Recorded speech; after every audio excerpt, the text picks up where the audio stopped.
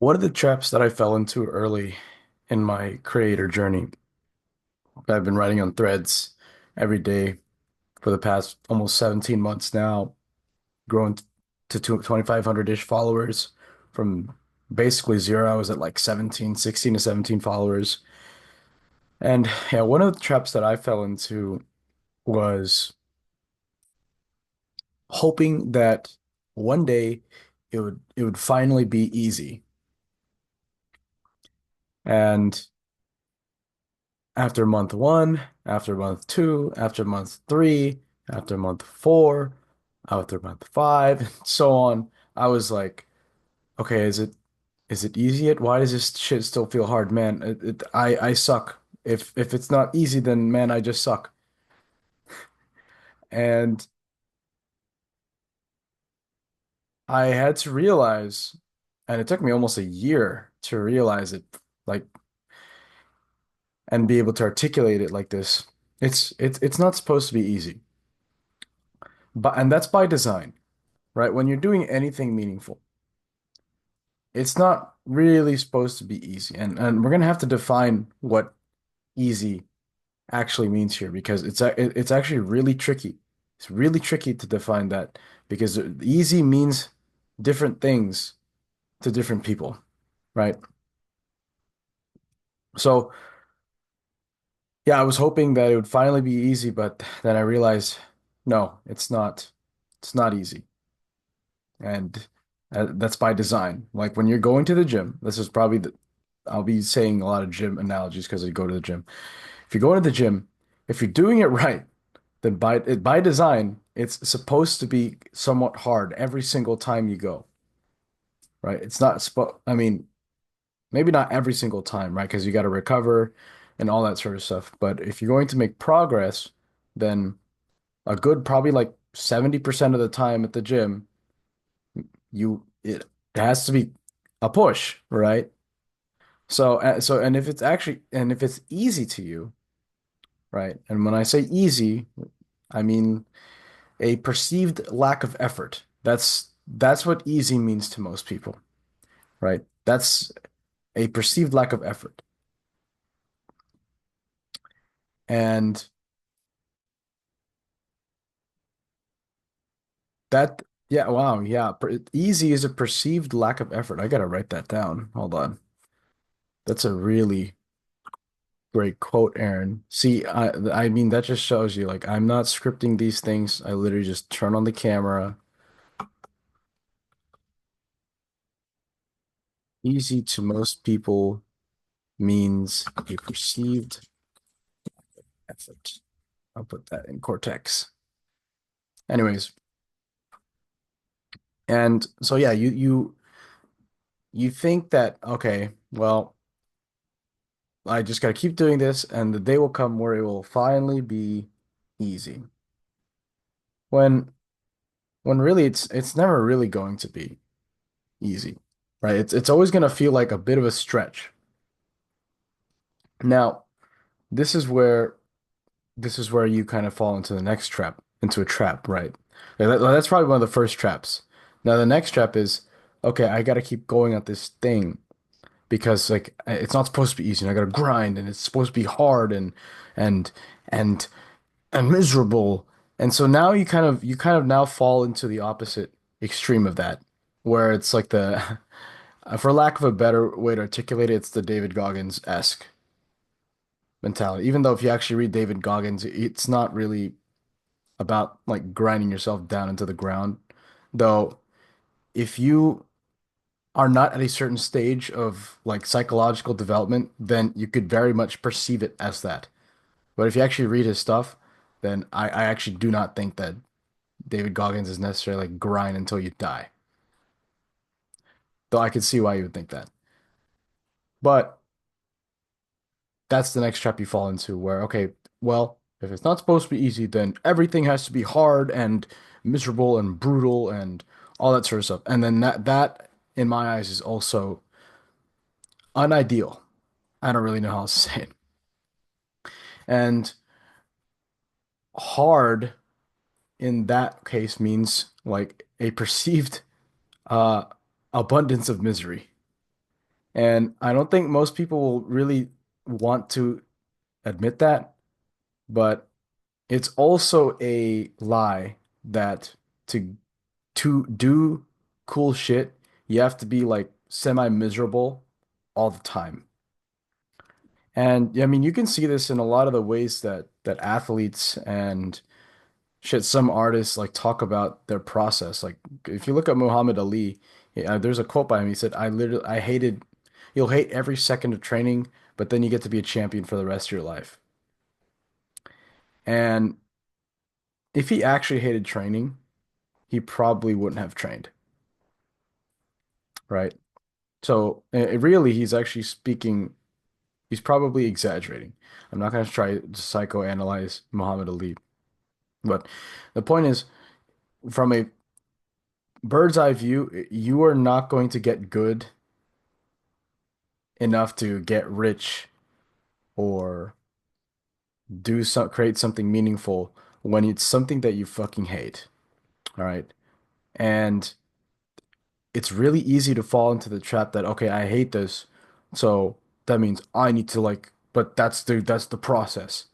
When again, that is just another extreme and that it's usually something in the middle, right? And so when you are going through doing challenging shit, how do you know like whether this is just hard or you just actually don't like it or you're new? Well, that's a conundrum. Um, what you will not figure that out by sitting around doing nothing. You won't. You're just not going to see that. All right. And that's probably the most common reason why people don't actually get anything done is because they don't they don't take any action whatsoever. And the reason why you need to take action, and again, this is not like a way to put down like mental health or anything. The reason why you need to take action is because you are, by sitting there and thinking about it for longer than you need to, you're literally getting disembodied from reality in itself, right? And I think this is something that a lot of people like myself, who are kind of like introspective slash intellectual and into the books and all that sort of stuff, it's the kind of thing that people like myself fall into, where you start thinking about your thinking and then you start thinking about what to do. And so you start thinking about what to do there. And so it's like it can be very useful. It's a very useful skill, but if you don't use it correctly, if you don't know how to wield your intellect correctly, it can literally eat you from the inside out. And it will. And it will. And the reason so how you actually combat that is taking action, right? Because like you're literally using another faculty of reality. The mind, your thinking mind is just a one faculty with which you navigate reality, right? And it's like just like any muscle. When you right, if you just work biceps all day, right? Or if you just work like a certain muscle all the time, you ignore everything else, you're gonna start having muscle imbalances. It's the same fucking thing. You use your mind too much, you're gonna turn into a fucking like a schizoid, right? That's what happens. That's the term. And I don't want to get into that too much. So with taking action, and when I say take action, it doesn't mean again we we seem to be this culture of extremes now. When we say take action, I don't mean like David Goggins, run a fucking mile, break your knees, and do a backflip. Really, all it means is do a little bit, do something that's not zero. So if you want to get into writing and you keep getting in your head about, oh, it has to be this perfect fucking book, dude, just write a sentence. Can you write a sentence today? Did you write a sentence today? Good. You took action. Now, can you write a sentence tomorrow? Cool. Can you write a sentence the next day and the next day? Oh shit, okay, I've been writing one sentence for a week straight, for a month straight. Can I write two sentences now? Right? And I do that for a month straight. Can I write three sentences? do that. And and that's the thing with the mind, man. You're gonna when you hear that, when I tell you that, like for me, you're gonna think that's below you. That's the trap. You think that like doing one sentence a day, why would I do that? That's so like that's fucking crumbs. I need to be writing a fucking paragraph. I need to be writing a fucking page a day. I need to be writing 800 words. And it's that thing right there. It's that little voice, that like that little grinding voice, that is the thing that's keeping you stuck. That's the thing that's keeping you stuck. And that's why when when we say, you know, easy, and what we really mean is I don't want to feel like an idiot.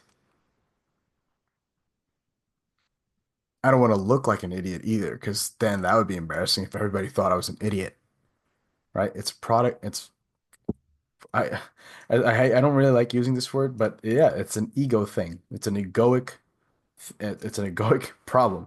I mean, fundamentally it is, right? Because you can't stand to look at yourself sucking yourself that you've come up with over the years, not being the thing that you think that you are, right?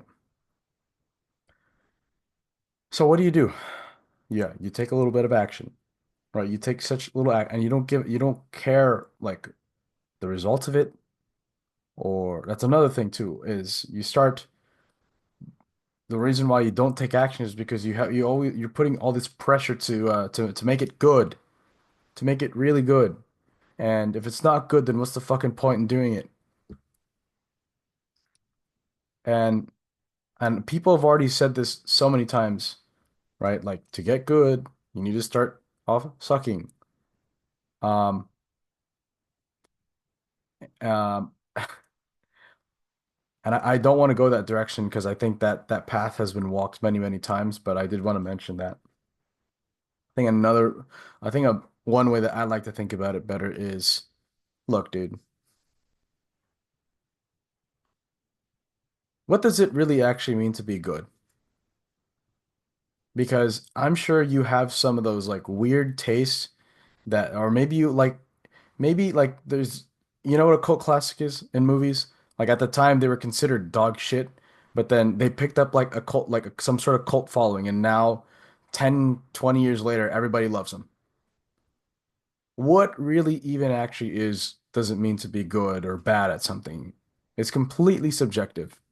And I'm not ignoring like, there's like fundamentals and all that sort of stuff to like what sounds good or bad or whatever in anything. But really what I'm saying is it, at the end of the day, like if people like something, that doesn't matter whether it's like objectively good or bad, right? So what you think constitutes good or bad, and I mean like the qualitative good or bad, not the moral good and bad, right? What you consider to be good or like or t taste good or whatever, yeah, it's entirely subjective. And you don't even know what good is because you haven't done it, right? So that's the key there is look, man, there's really no point in me like thinking about whether it's going to be good or not because I don't even really know what good looks like. You don't. You don't. All right. Well, I mean, you probably listen to like if you're a musician, then you probably listen to music that you think is good. But like when you're actually making it, right, you don't know. You don't know how good it is, right? Because nobody else has listened to it. You all you can really know is did I have fun doing that, right? And that's the thing that matters. Did I do it? Did I have fun doing it? So instead of kind of coming from things and, looking at it as easy, what really matters more is whether it feels aligned. Because look, again, sometimes it will feel easy. Sometimes it will feel very, very difficult.